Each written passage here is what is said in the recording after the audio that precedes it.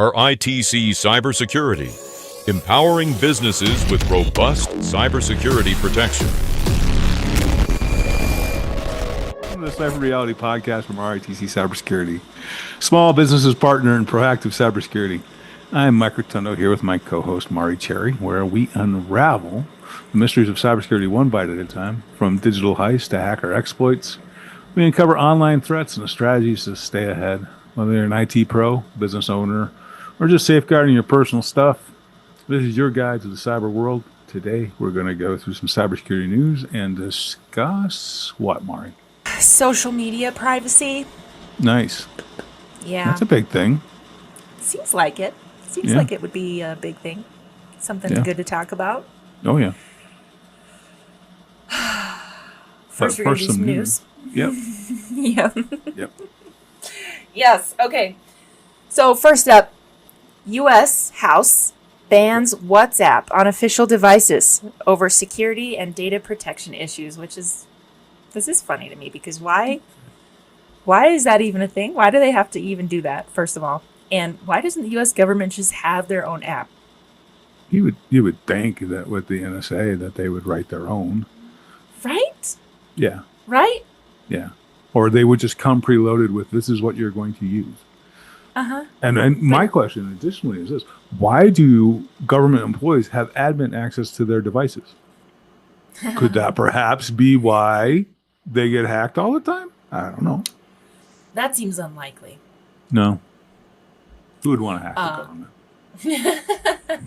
government? Right? Ooh. Yeah. Ooh. Anyway, so apparently they were using WhatsApp and Telegram or whatever else, and I just can't believe that's a thing. That's a thing. Well, at least they've banned TikTok and DeepSeek and ChatGPT and the rest of those, but they're still using Signal and God only knows what else. That's the other one, Signal. Yeah. I think I was just so disappointed, really, that they were using WhatsApp and they didn't even have their own. It shouldn't be that hard. No. Anyway, really just disappointed. Well, when Not you even get elected, I'm just disappointed. the first female president. Oh, that's not going to be me. That'll be no? That'll be one of my kids. I'll let them take it. Good. Well, hopefully they'll pardon me. Yikes. Oh, Lordy. Okay. I really didn't have much else with that one. No, that's enough to talk about. Honestly, it's an insecure thing. And the misnomer is that it is. And even Meta came out and said, oh, no, we're secure. And it's like, actually, you're not. And I heard that from a client the other day. It's like, well, they're really secure according to the FBI. My friend of the FBI, it's like, yeah, but they just came out with, did you not listen to our podcast where we talked about all this, the hack on WhatsApp and all that kind of stuff? And they're like, no. Mm-hmm. Oh, geez. Okay. Moving on. 5 ways identity-based attacks are breaching retail. So we can get into the 5 different ways. I don't really think we need to. One of the ones that stuck out was that it was like a SaaS issue mostly, and they were impersonating IT or customer help desks. Yes. Rude. Yes. Yeah. So customer help desks, people were calling in after their Victoria's Secret orders or purchases in store, and who knows what's happening. I don't know. I think a lot of that with the help desk, though, is there are people that are calling in that are impersonating employees. Yeah. And they're trying to get their privileges bumped, and they're getting their passwords reset, and they're trying to bully these help desk guys or girls or whatever. And, since their services are probably outsourced somewhere, they're not internal employees, and they're backing down because I'm, Ted, the director of marketing, and it's urgent. It's really important. I need access to this right now, and I have to have all the finance. I need to have this system, and they're like, okay, sir. That's one of the problems with outsourcing. Honestly, just if I can go on a tangent, I know we rarely do that. But we never do that. Never. I'll allow it this once. Okay, thank you. I appreciate it. Don't hit me again.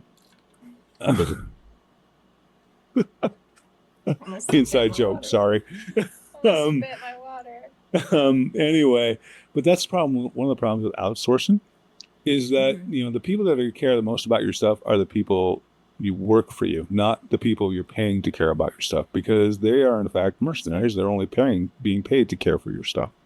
Right.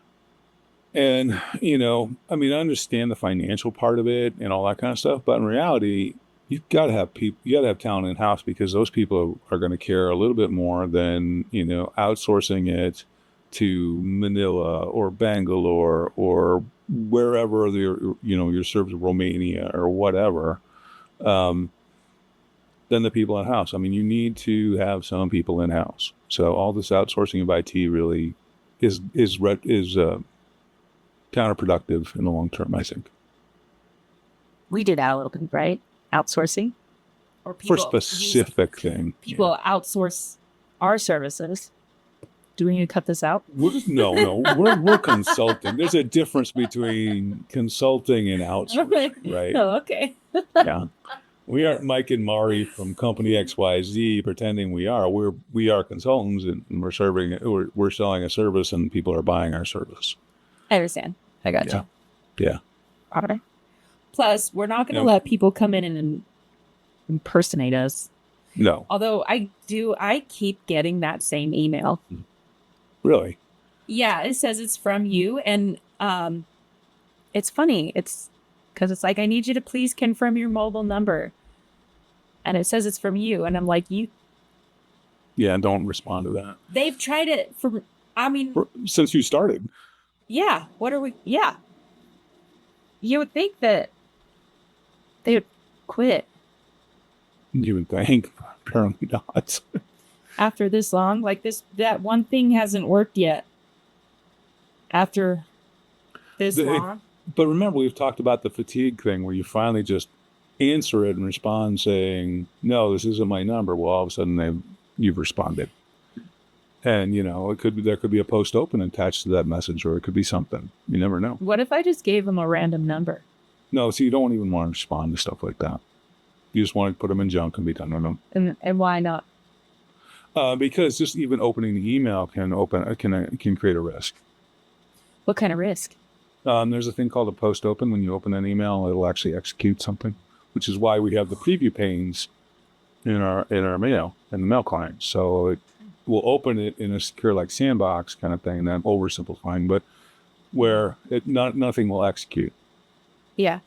And anyone can do that, right? Anyone can check their mail that way and practice those things. Yep. That is one of the tips of the pros. It's a good tip. It's helpful. Yep. Okay, moving on. Yep. SEO poisoning campaign targets 8,500 SMBs, SMB users with malware disguised as AI tools. Yes. Disguised as AI tools. Yep. Huh. Upon execution, a backdoor known as Oyster Broomstick. Yep. Come on, man. Come on. I think that was created by someone who's very sexually frustrated. I don't know. Blech. Yeah. I don't like it. I don't like it. They could have come up with a better name. Yeah. Do better. Do better. Yeah. Anyway, persistence. Yep. Here's another. Persistence is established by creating a scheduled task that runs every 3 minutes. Okay. So that makes more sense to me. But there's the emails I'm getting are not that often. Mm-hmm. So I'm like, you guys are doing a very good job. Well, it's probably some bot that just runs. They're just in some batch and they just. Even that, though, step up your programming. Well, what's funny is they shouldn't even be able to impersonate us because of SPF, DKIM, and DMARC. That should be, is it coming from our domain? That's a good question. I don't know. I always just delete it. Yeah. I don't know. So, but that's one of the things. It's like they shouldn't be able to do that because of the mail controls that we have. So, True. But it could be coming from a Gmail account. It could be from whatever. But maybe I should pay closer attention. Next time I see it, every time I'm just annoyed by it, though. I'm like, you're not even trying that hard. You're not even.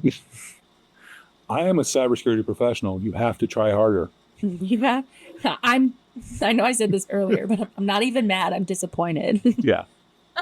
It's God. You don't think enough of me to work harder at this. Right? Yeah. Rude. Yeah. I know. Plus, the secret is you don't like talking to me anyway. So. Yeah, I'm like, that's not going to work. I keep changing it. That's funny. Do your homework. Yeah. I humor him on the podcast. Yeah, this is all acting. I'm a really great actor.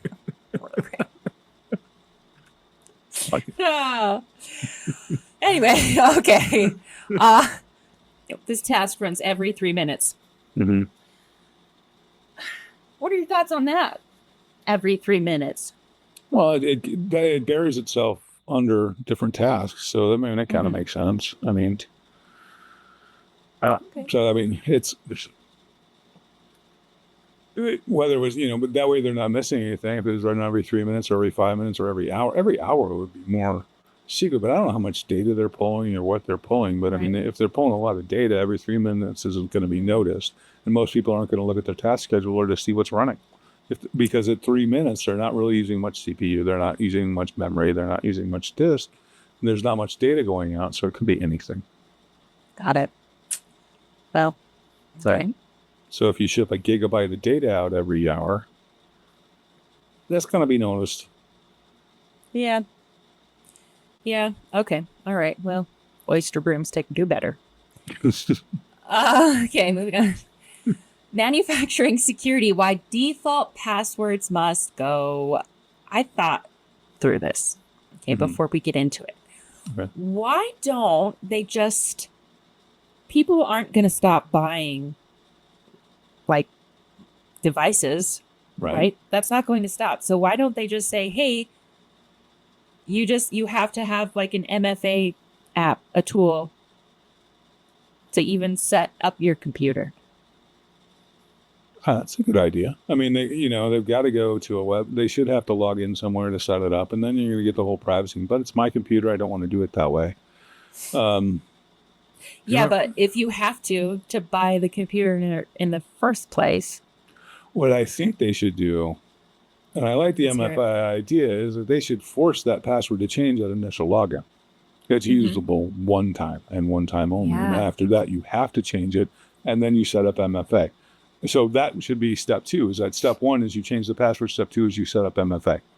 There you go. And then that's it. As opposed to, I can run with this password for a while. And then password 1 2 3 4.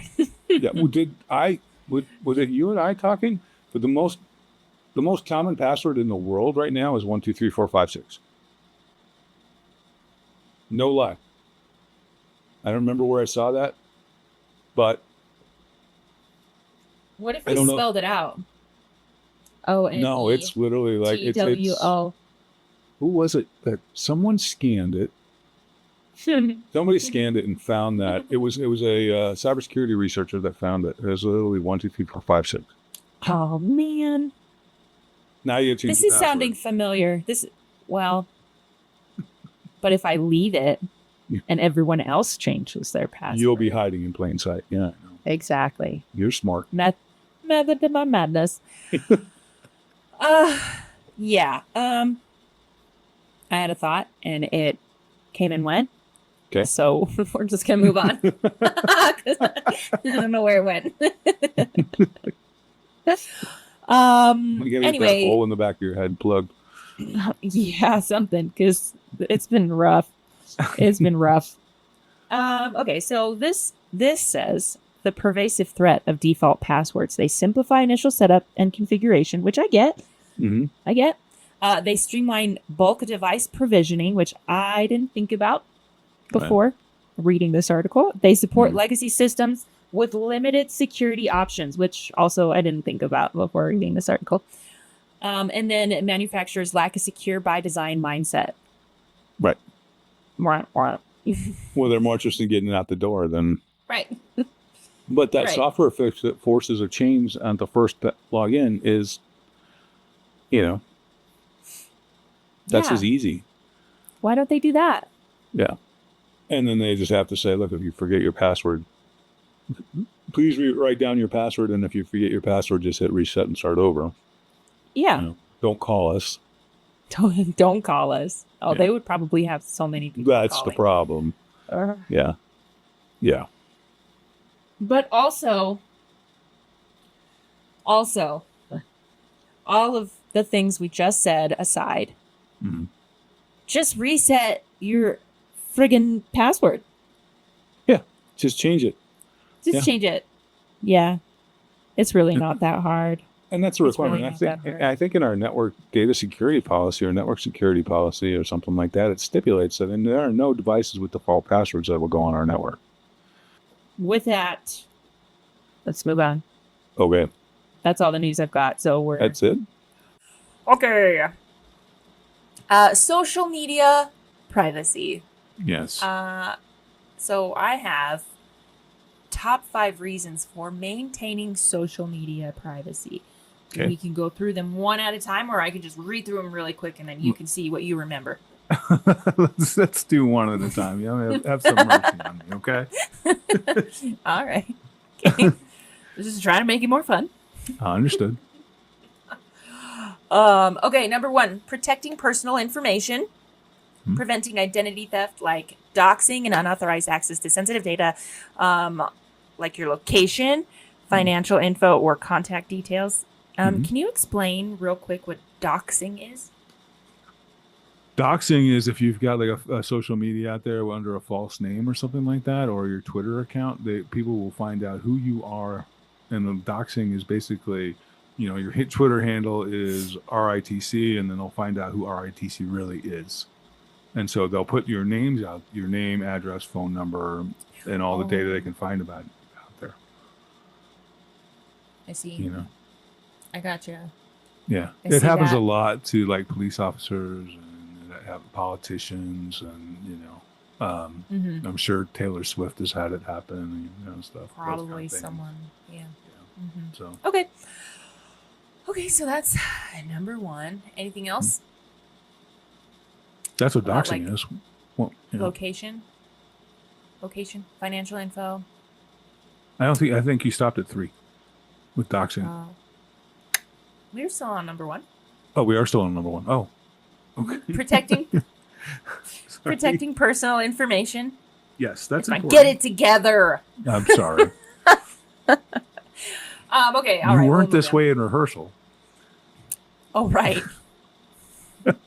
Rehearsal. Wait, I think I missed that one, actually. What was that? So We probably should, honestly. location can be any. I mean, if you used to have people that were checking in everywhere they went, and I don't know, maybe they still do on Yelp or whatever. And I don't know if it's Yelp necessarily, but I know you can share like a location on your Instagram posts, which can you just checked in at wherever. Also Be Real. That's one where people post, and it's like if you just post where random times of the day where you're at, what you're doing, if you're not careful about what's in your picture, it'll be really easy. So Plus, I think you can have your location on yeah. Be Real or Snapchat or other. I don't even know what else is out there. So you can get, so from a hacker perspective, yeah, you can do that. And it's like, oh yeah, we're going away. And this is where, this is all the whole family at Grand Canyon. And they're like, oh, well, we know that these people are gone. And so we're going to go rob the house, or we're going to have a party in the house. Or, the dark side of it is, all those Instagram models out there are posting everywhere they are all the time. And then you got those cyber stalkers out there that are looking for them, and they're like showing up, and then be like, hey, remember me? Just post like a few days behind, I think like that's the wait wiser till move. wait till you're moved on. So turn off date and time on your pictures. Does that show up when you post on? I don't know. I haven't been on Facebook or any of that in a long, long time, but it used to. That's a good question. Yeah. I don't know about Facebook. I don't really do that. Number 2, preventing targeted scams and phishing. Cyber criminals often use personal details shared online to craft convincing scams of phishing attacks. So, can you give me an example of a targeted, convincing scam or phishing attack? So what they use it for is to collect as much data as they can, which you just mentioned. So let's say, for example, you show yourself collecting these fine wines, and you have your favorite vineyard, and you all of a sudden receive an email saying, "Hey, Mari, we noticed that you really like our wine. If you click here, we'll give you a 25% discount, and you can, and we'll ship you a case of whatever you want. Follow this link. You can go ahead and pick the 12 bottles you want and give us your credit card, your birth date, your blah, blah, blah, blah, blah." And that would be a targeted scam. Okay. That's too bad. Yeah. Nobody better use that, by the way. That's mine. That's my. You can buy it if you want. We'll sell it to you. Yeah, we'll sell it. Don't know. We'll even brand it for you. Yeah. Okay. Don't click here. RITC CyberSecurity. Thank you. Don't click here. You better watch what you say. Yeah, sorry. Do not. Okay, number 3. Safeguarding professional reputation. Oh, yeah. So the other ones, let's see, I guess were more personal, but this one's geared a little more to business. Anyway, employees, clients, and colleagues may view social media. Private content could damage credibility or failure opportunities. Wait, that does not make sense. I might have written this when I was really tired. Well, it'll damage your credibility, and it may eliminate some of your opportunities for advancement based on your activity.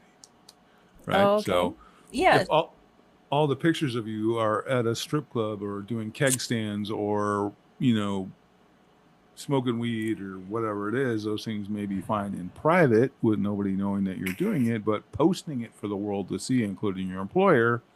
Not a good idea. Not a good idea unless you work at a dispensary or a strip club or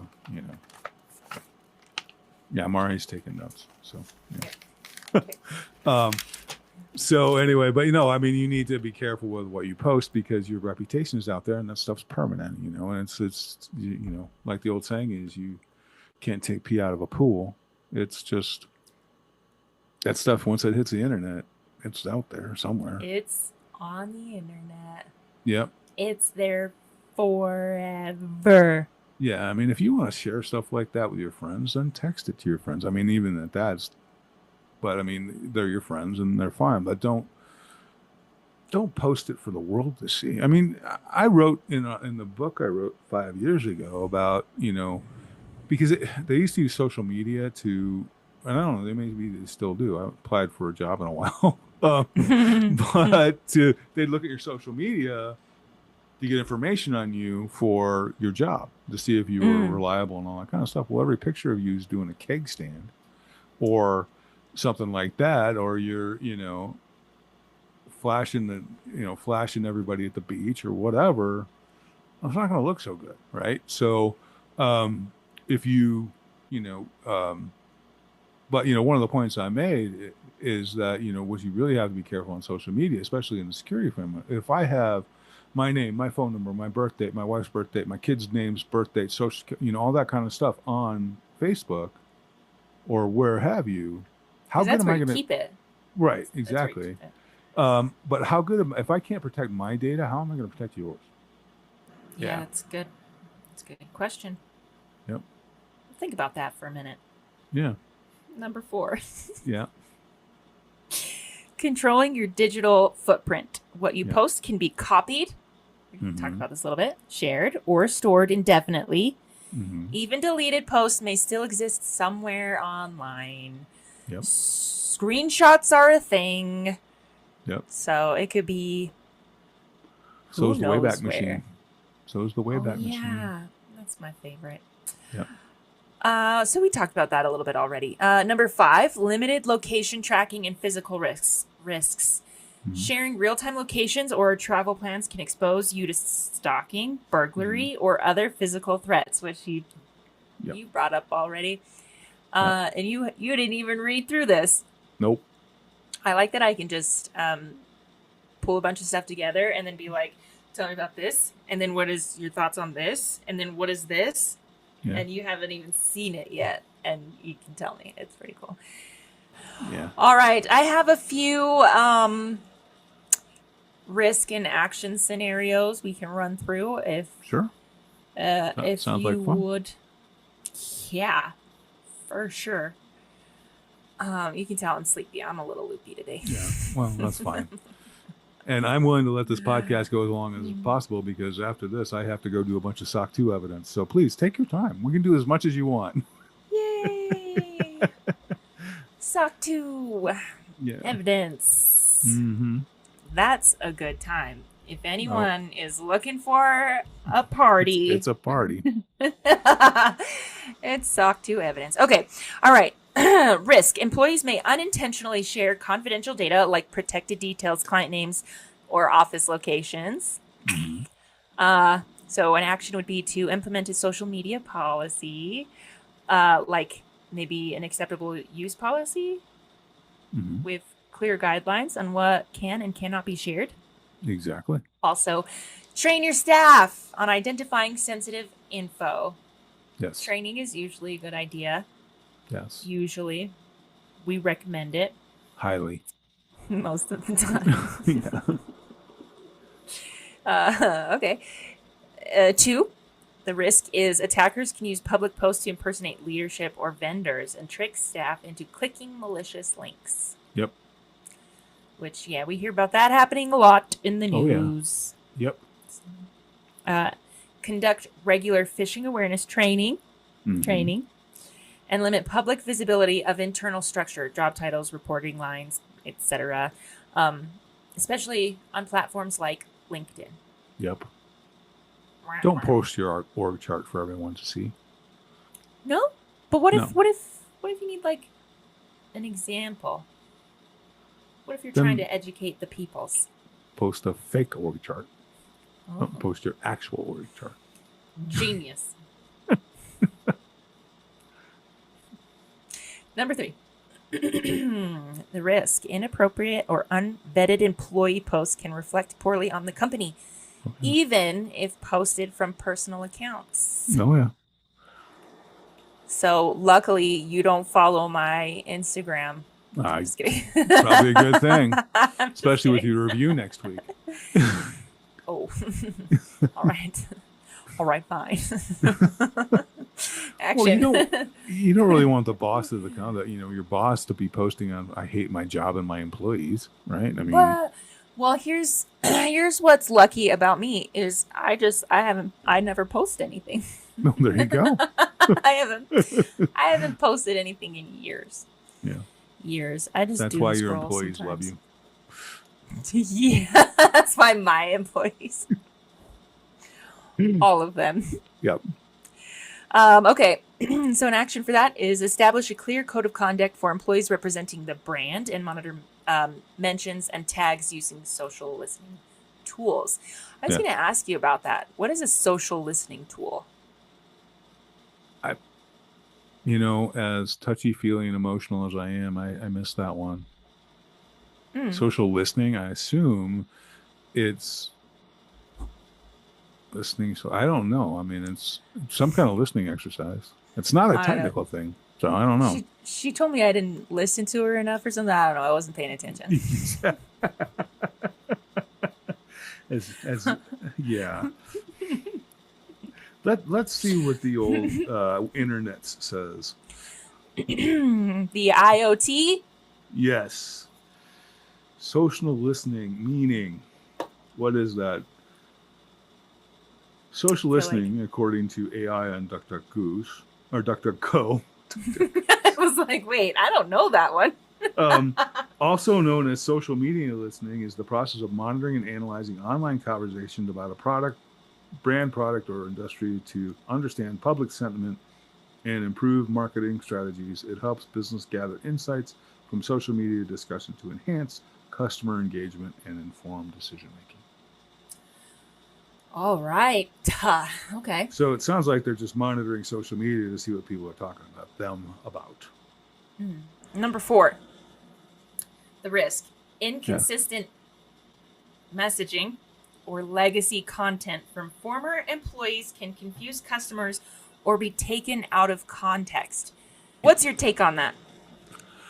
I think it's very valuable in that, if you, especially in marketing, because if you, not that I'm a marketing guru under any such stretch of the imagination, but I think if you're like, you have this brand, you want to brand yourself this way, and then you change branding, and then the old branding is still out there that wasn't effective, that may damage that. But old content, may be misleading to customers. Who knows? Our client, our software does X, Y, and Z. Well, it hasn't done that in 3 years, kind of thing. Yeah, that could be something from our perspective, though. That could be kind of cool to use as like just like a fun thing. Like, look at how far it's come, or like how much we've progressed, or how much it's changed. Yeah. From this timeline to this timeline. Yeah, we should look at our original website and look at what we have now. Yeah, it's gone through some evolution. I was gonna... Yeah. Have you seen Caitlin on SNL? Amy Poehler. Oh, she's funny. Never mind. Changes, metamorphosis. Amy Poehler. Okay. No. Action. Yep. Centralize brand messaging through approved channels and regularly audit your digital presence for outdated or unauthorized content. I would agree with that. I think that's a good idea. Concur. Yeah. Yes, doctor. You should have concurred. Number 5, risk. Real-time posts from company offices or events can expose vulnerabilities like security layouts, executive travel, or facility access points. An action for that would be to prohibit live posting from sensitive areas and encourage delayed posting for events involving executives or proprietary operations. Yeah. Yes. You just got to remember there's bad people out there that are monitoring, and they're trying to look for a reason to exploit. Mm-hmm. So. Yeah, and I also saw this little nugget out there. It's not just what you post, but what other people may post about you that can create a risk. Mm-hmm. So, like we mentioned earlier, pay attention to tags, photos, and comments, or whatever else by coworkers or other organizations, etc. Yeah. Etc. Yeah. Okay. Questions. Hey. Got 10 questions. We're just going to blow through them as quick as we can about the topic we discussed earlier. Okay. Which was? Okay, number 1. Oh, shoot. What was it? I don't remember. Social media privacy? I think that was it. Was it something like that? Something like that. That sounds familiar. Yeah. Okay. Number 1. What is one piece of personal info you should never post online? Just one. Your social security number. I mean, yeah. Yeah. Why was that so funny? True or false? Deleting a post means it's gone forever. That would be false. Okay. Can someone tagging you in a photo create a security risk? Yes, they can. How? How?